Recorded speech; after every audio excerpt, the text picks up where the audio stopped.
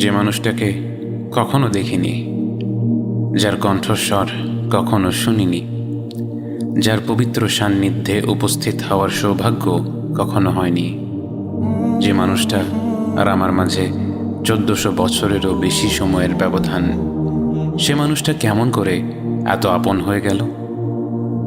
যারা বোঝে না 21 শতাব্দীতে বসবাস করা শত শত কোটি মানুষ মধ্যযুগের আরব সমাজের একজন ব্যক্তির প্রতি এত টান অনুভব করে কিভাবে, তাদের কেমন করে বোঝাবো ইয়া রাসূলুল্লাহ আপনাকে কেন এত ভালোবাসি?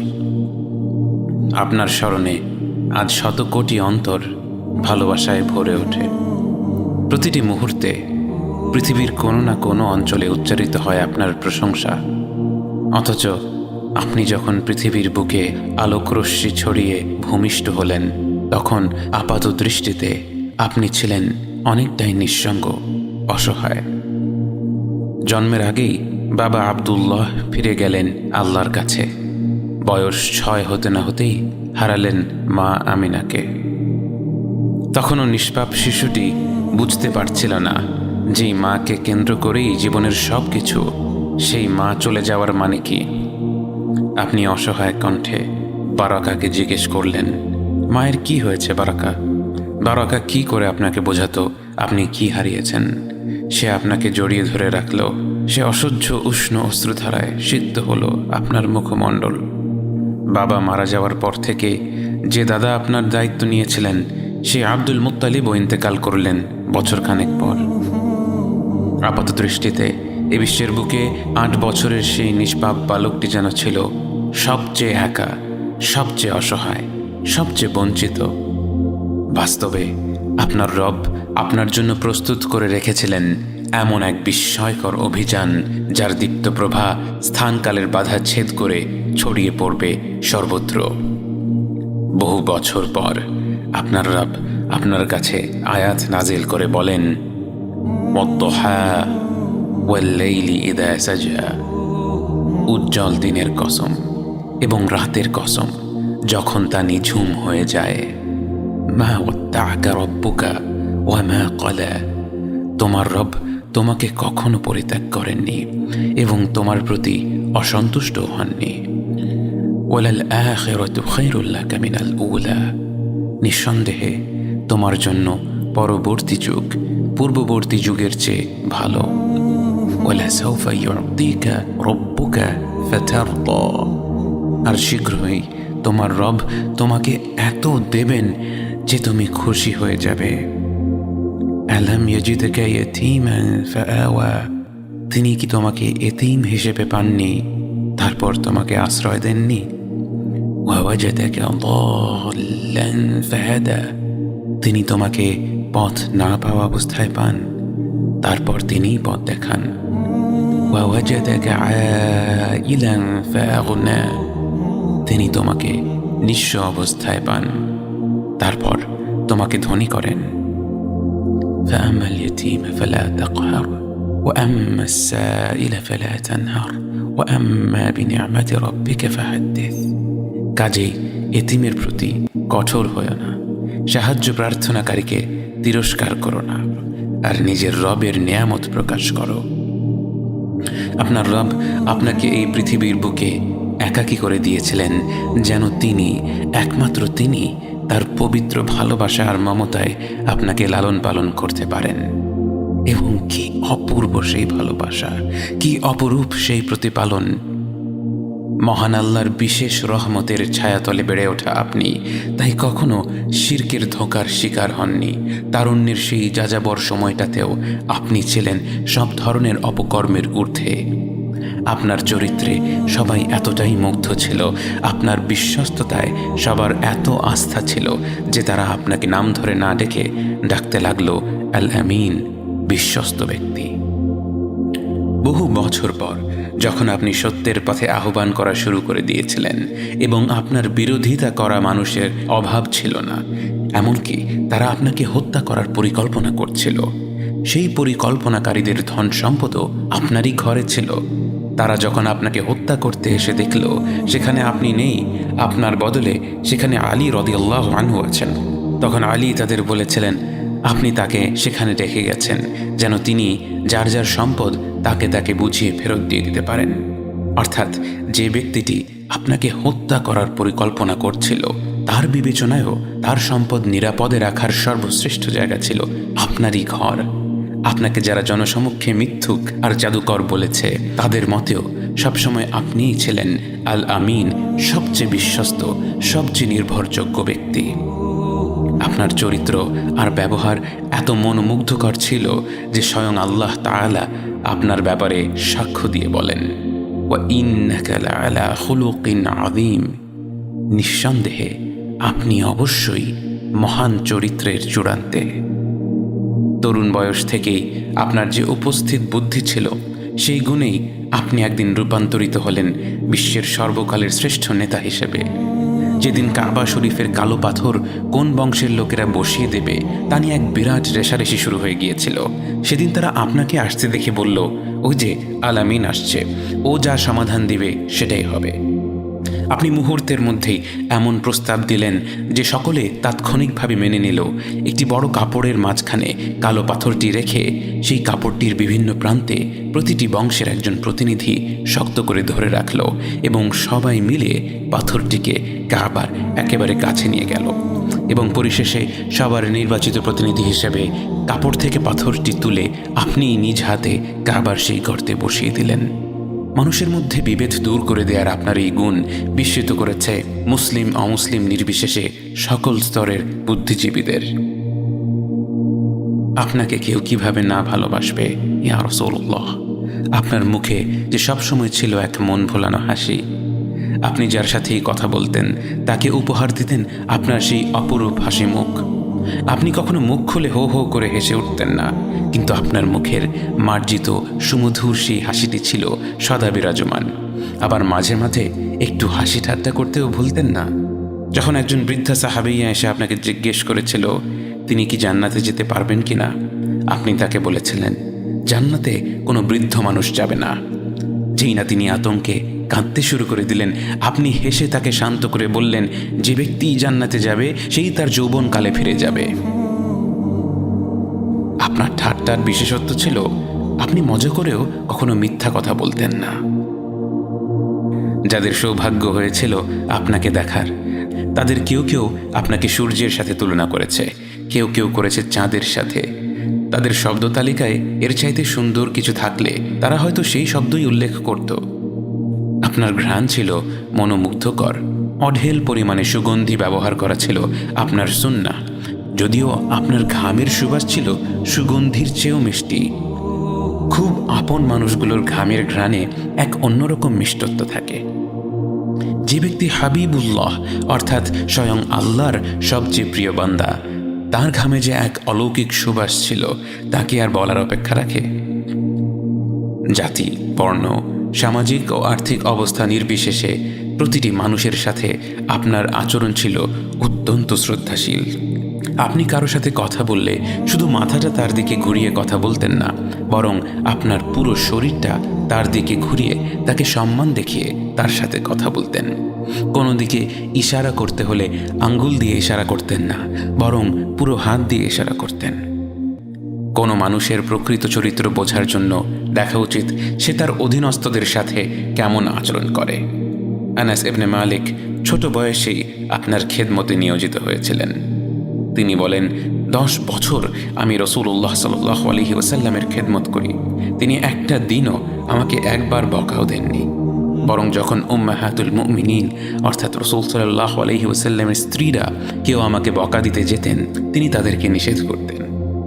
যায়েদ রাদিয়াল্লাহু আনহু যখন দাস হিসেবে আপনার ঘরে ছিলেন এবং তার নিজের পরিবার তাকে খুঁজে পায় এবং আপনি তাকে অনুমতি দেন যে তিনি চাইলে তার আপন পরিবারের কাছে ফিরে যেতে পারে, যায়েদ তার আপন পরিবারকে হতবাক করে দিয়ে বলেছিল, আমি এই মানুষটাকে ছেড়ে কোথাও যাব না। যায়েদের বাবা বিক্ষুব্ধ হয়ে গিয়েছিল, বলেছিল, তুমি কি পাগল হয়ে গিয়েছ? একজন স্বাধীন মানুষ হয়ে নিজের পরিবারের সাথে না থেকে তুমি দাস হয়ে সারা জীবন যাপন করতে চাইছ? যায়েদ বলেছিল, এই মানুষটার মাঝে আমি এমন কিছু দেখেছি যে আমি আর কাউকে তার উপর প্রাধান্য দিতে পারবো না। ঘরের বাইরে আপনার ব্যবহার যতটা মুগ্ধকর ছিল, ঘরের ভেতরেও আপনি ছিলেন ততটাই ধৈর্যশীল ও শ্রদ্ধাশীল। একদিন আপনার ঘরে কয়েকজন সাহাবীদের নিয়ে খেতে বসেছিলেন। ওদিকে মা আয়েশা রাদিয়াল্লাহু আনহা একটি বিষয় নিয়ে খুব রেগে গিয়েছিলেন। রাগের মাথায় তিনি সবার সামনেই সজোরে একটি বাটি মাটিতে ছুঁড়ে মারলেন। বাটিটি ভেঙে 2 টুকরো হয়ে গেল। সাহাবীরা হতবাক হয়ে গিয়েছিলেন, কিন্তু আপনি অতি স্বাভাবিকভাবে ভাঙা বাটিটি ওঠাতে ওঠাতে বললেন, খাও খাও, আসলে তোমাদের মা সালামার উপর একটু বিরক্ত আছে, তাই এমনটা করেছে। মা আয়েশার সাথে আপনার সম্পর্ক ছিল বন্ধুর মতো। তার সাথে আপনি দৌড়ের প্রতিযোগিতা করতেন, তার নানা ধরনের শখ পূরণ করার চেষ্টা করতেন। যেদিন আয়েশা খেলা দেখতে চেয়েছিলেন, আপনি তার জন্য আপনার কাঁধটা এগিয়ে দিয়েছিলেন, যেন আপনার কাঁধে থুতনি রেখে তিনি আরাম করে খেলা দেখতে পারেন। পরে এক বর্ণনায় আয়েশা বলেছিলেন, আমি তো কিছুক্ষণ পরেই খেলার প্রতি আগ্রহ হারিয়ে ফেলেছিলাম, কিন্তু আমি কিছু বলিনি এটা দেখার জন্য যে রাসূলুল্লাহ সাল্লাল্লাহু আলাইহি ওয়াসাল্লাম আমার জন্য দাঁড়িয়ে থাকতে থাকতে ক্লান্ত হয়ে যান কিনা। বরং এক পর্যায়ে আমিই ক্লান্ত হয়ে পড়লাম, কিন্তু তিনি একটিবারও ক্লান্তি বা বিরক্তি প্রকাশ করলেন না। আপনার জীবদ্দশায় আল্লাহর হুকুমে আপনি কয়েকবার বিয়ে করেন, কিন্তু আপনার অন্যান্য স্ত্রীদের ব্যাপারে মা আয়েশা যতটা ঈর্ষাবোধ করতেন, তার চেয়ে বহু গুণে বেশি ঈর্ষাবোধ করতেন আপনার প্রয়াত স্ত্রী, আপনার প্রথম ভালোবাসা খাদিজা রাদিয়াল্লাহু আনহার ব্যাপারে। তিনি মৃত্যুবরণ করার পরেও আপনি খাদিজার সাথীদের সম্মান দেখাতেন। কখনো কোনো পশু জবেহ করা হলে তাদের ঘরে পাঠাতে ভুলতেন না।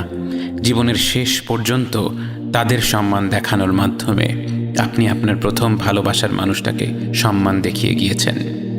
জীবনের সবচেয়ে কঠিন সময়ে যে মানুষটা ছিল আপনার সবচেয়ে বড় আশ্রয়, যখন পৃথিবীর বুকে কেউ আপনাকে বিশ্বাস করেনি, এমনকি আপনি নিজেও সন্দেহ করছিলেন যে আপনি পাগল হয়ে গিয়েছেন কিনা, সেই মুহূর্তে যে মানুষটা নির্দ্বিধায় আপনাকে বিশ্বাস করেছিল, আপনার মাঝে আত্মবিশ্বাস জুগিয়েছিল, যে মানুষটার মর্যাদা এত বেশি যে স্বয়ং আল্লাহ ও তার ফেরেশতা জিবরাইল আলাইহিস সালাম তাকে সালাম দিয়েছিলেন, সেই খাদিজা রাদিয়াল্লাহু আনহার ব্যাপারে আপনি বলেছিলেন, ইন্নী কদ রুজিকতু হুব্বাহা, তার প্রতি ভালোবাসার রিজক আমার অন্তরে গেঁথে দেওয়া হয়েছে।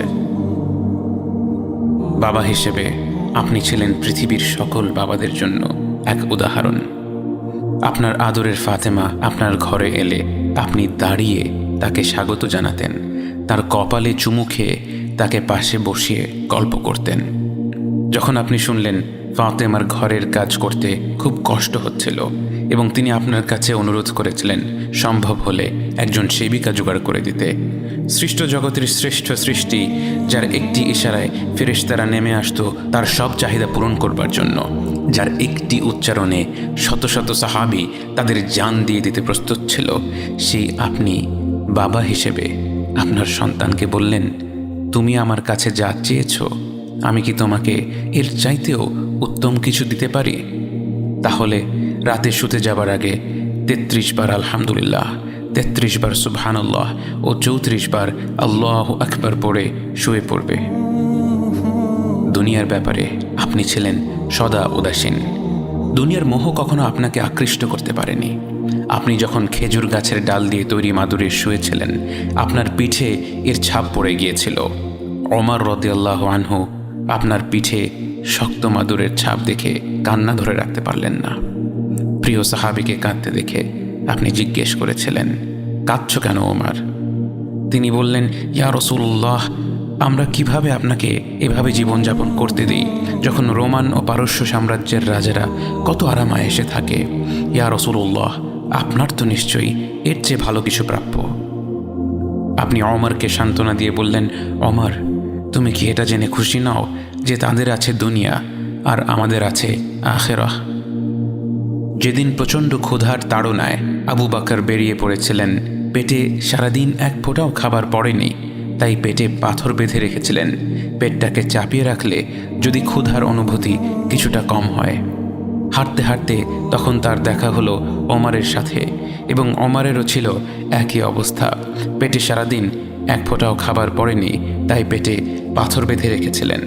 তারা দুজন কিছু দূর হাঁটতে হাঁটতে যখন আপনার দেখা পেল, তারা দেখল আপনার পেটে তিনটা পাথর বাঁধা, কারণ পৃথিবীর শ্রেষ্ঠ মানব, আল্লাহর সবচেয়ে প্রিয় বান্দা গত 3 দিন ধরে না খেয়ে আছেন। অথচ আপনার মুখে এক মুহূর্তের জন্যেও কোনো অভিযোগ ছিল না। যদি কখনো কোনো খাবার আপনার পছন্দ হতো, আপনি তার প্রশংসা করতেন। পছন্দ না হলে সে খাবারটা আর নিতেন না। কখনো রান্না নিয়ে সমালোচনা করতেন না। ভালো খাবার থাকলে আল্লাহর প্রতি কৃতজ্ঞতা প্রকাশ করে সেটা খেয়ে নিতেন। খাবার দাবার না থাকলে হাসি মুখে বলতেন, তাহলে আমি রোজা। তায়েফবাসীরা যখন আপনার আহ্বান প্রত্যাখ্যান করে, পাথর মেরে আপনাকে এমনভাবে রক্তাক্ত করে ফেলে যে আপনার জুতোর সাথে পা আঠার মতো লেগে থাকে, আপনি প্রায় অবচেতন হয়ে যান। জ্ঞান ফিরে পেয়ে আপনি আল্লাহর কাছে হাত তুলে কোনো অভিশাপের দোয়া না করে আপনি বললেন, আল্লাহ, তুমি যদি আমার ওপর রাগ না করে থাকো, তাহলে এসবের কোনো কিছুই আমি পরোয়া করি না।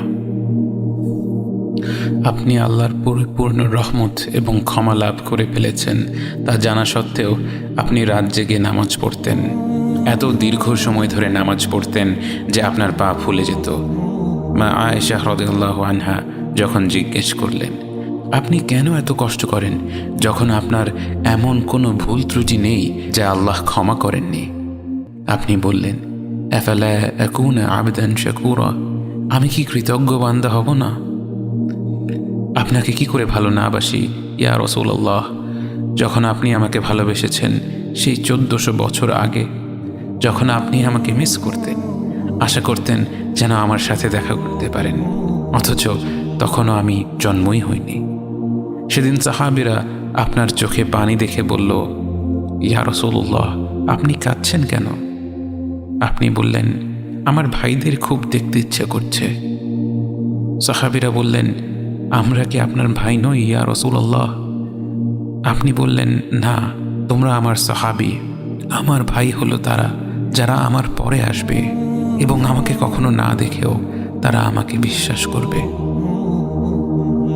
মৃত্যুশয্যায় শুয়ে আপনার অন্তরে এই চিন্তা ছিল যে আমাদের পরিণতি কি হবে। উম্মতি উম্মতি বলতে বলতে আপনি আপনার রবের নিকট ফিরে গিয়েছেন। আজ আমরা আপনার উম্মতের অংশ। বিশ্বজুড়ে আপাত দৃষ্টিতে আমরা হচ্ছি সবচেয়ে অপদস্থ, নিরুপায়, পরাজিত, লাঞ্ছিত, অথচ বাস্তবে আপনার উম্মতের অংশ হওয়া যে গোটা বিশ্বের সব সম্পদ পাওয়ার চেয়েও মূল্যবান ব্যাপার। আজ আমার মনে যত আশা, যত আকাঙ্ক্ষা, যত স্বপ্ন, যত চাহিদা, সব কিছু পেয়ে গেলেও নিজেকে এতটা সৌভাগ্যবান মনে করতাম না যতটা মনে হয় আজ আপনার উম্মতের একজন হতে পেরে। কাল হাসরের ময়দানে যখন গোটা মানব জাতি এক নবী থেকে আর এক নবীর কাছে ছুটে যাবে, আল্লাহ যেন বিচার প্রক্রিয়া শুরু করেন এবং প্রতিটি নবী নাফসি নাফসি বলে মানুষকে ফিরিয়ে দিবে।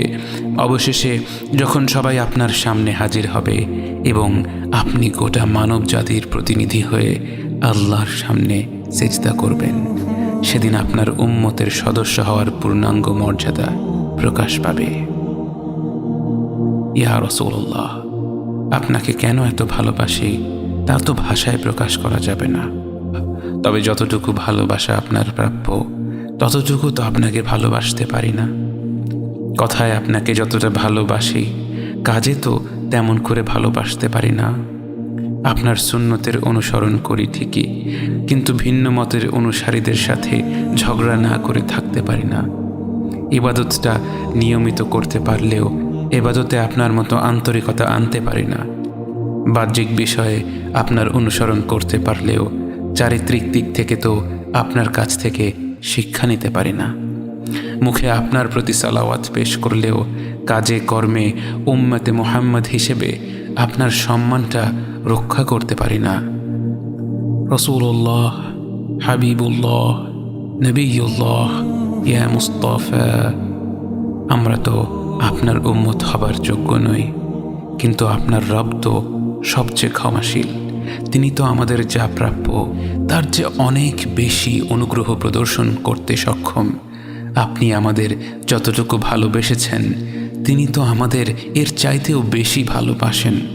আমরা আমাদের ভুল ত্রুটি সম্পর্কে যতটুকু অবগত তিনি তো তার চাইতেও বেশি অবগত। আমাদের রবের অনুগ্রহের দিকে তাকিয়ে অন্তরে আপনার প্রতি যতটুকু ভালোবাসা রয়েছে সেই ভালোবাসার দিকে তাকিয়ে আজ বুকে আশা বেঁধে রই, খুব শীঘ্রই আপনার দেখা পাবো ইয়া নবী আল্লাহ।